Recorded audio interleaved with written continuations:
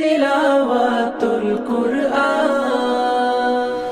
আজকের সর্বোচ্চ যারা কোরআনুল কারীমের কয়েক খতম দিয়েছে, 5 খতম দিয়েছে, এরকম যারা অনেক খতম দিয়েছে তাদেরকে আজকে পুরস্কারটা দেওয়া হবে। যারা 1 খতম 2 খতম দিয়েছে তাদেরকে পুরস্কার দেওয়া হবে না।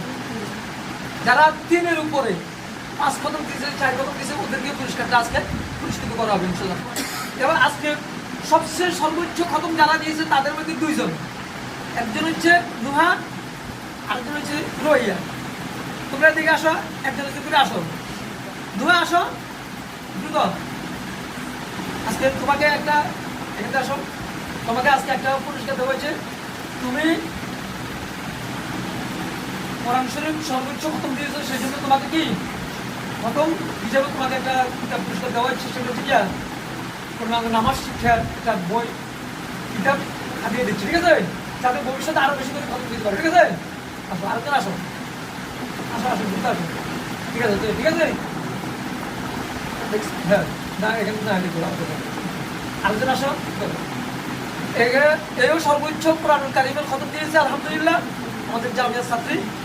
তাকে আমাদের উদ্বুদ্ধমূলক যাতে ভবিষ্যতে আরো বেশি করে খতম দিতে পারে, সেজন্য তাকে ওইটা প্রথম এই গিফট পুরস্কার দিচ্ছে হাদিয়া ইনশাআল্লাহ, ঠিক আছে। এখন এরপরে আলোচনা আসো, আসো। এটা হচ্ছে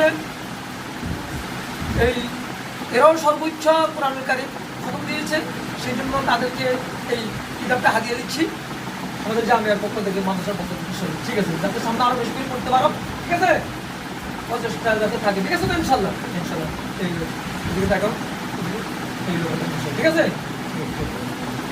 আরেকজন আসো ইনশাল্লাহ। যারা সর্বোচ্চ কোরআনুল কারীম খতম দিয়েছেন তাদের মধ্যে এও আরেকজন ছাত্রী জামিয়ার, তাকে পুরস্কার দেওয়া হয়েছে। মায়ের রমজান উপলক্ষে অনেকগুলা কোরআনুল কারীম যারা খতম দিয়েছে, সর্বোচ্চ কোরআনুল কারীমের খতম যারা দিয়েছে তাদেরকে আজকে পুরস্কার দেওয়া হয়েছে। তো তার মধ্যে এও